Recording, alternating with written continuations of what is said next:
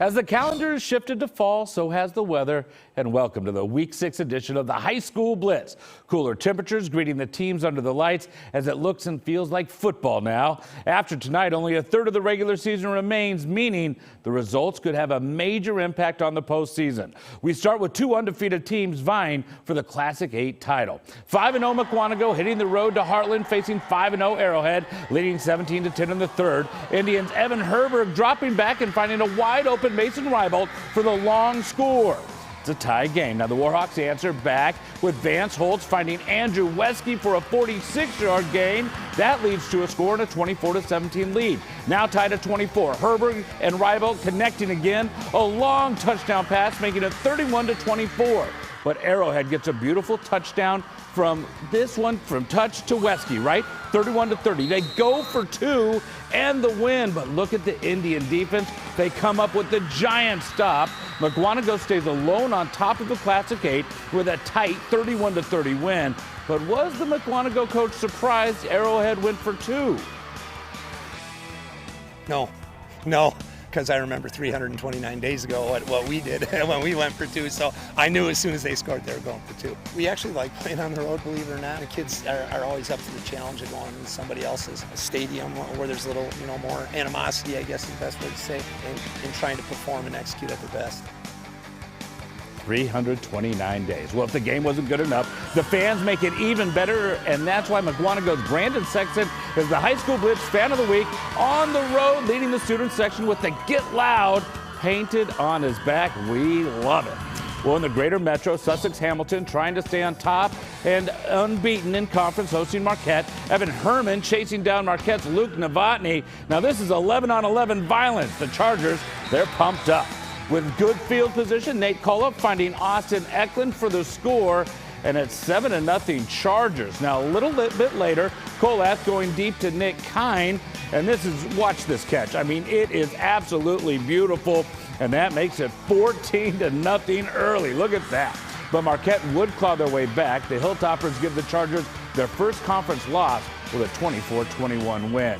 Now let's get a look through Leach's lens. Award-winning photojournalist Mickey Leach giving us a great look at the Charger mascot Blue and her trainer Haley, a 2014 Hamilton grad. Now they lead the team out before the game for the second year in a row. I have to say it, go Blue. Our High School Blitz Band of the Week goes to the Arrowhead Marching Band along with the Arrowhead Dance Team. This fabulous performance at halftime has the whole crowd excited, and this is why Fridays are just so special. Well, staying in the greater metro, Brookfield Central looking to keep pace at Menominee Falls is scoreless in the first. Wilson Kirshner rolling out and hitting Quentin Piper for a 23-yard gain. That leads to a Phoenix field goal.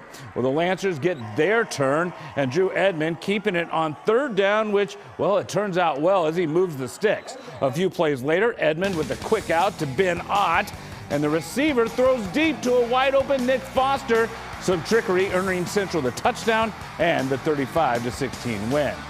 Well, the wait has been a long one, but tonight it finally pays off for Burlington as they get their first home game of the season, unveiling their new turf field. And who better to welcome to Tony Romo Field than Badger? That's why it's this week's High School Blitz Game of the Week. Here's Lily Zhao. A great night of high school football as Burlington played its first game on its newly renamed Tony Romo Field. And the Demons were red hot out of the gates. Jack Sulik connects with Drew Lang for the 14-yard score, and Burlington opens up with a 7-0 lead. Badger answers right back as Big J.P. Doyle finds a running lane, and he is gone.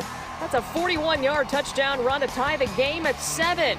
From there, both teams went back and forth, and Doyle would have a hat trick by halftime. He'll reach across the goal line for the 4-yard score, added a 2-point conversion, and Badger led 21-14 at the break.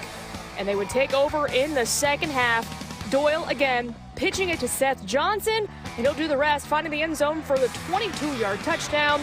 Burlington fighting hard. Drew Weiss dives in for the 1-yard score in the fourth quarter to keep it a 2-touchdown game. But Doyle would close this one out. He had 4 rushing scores on the night.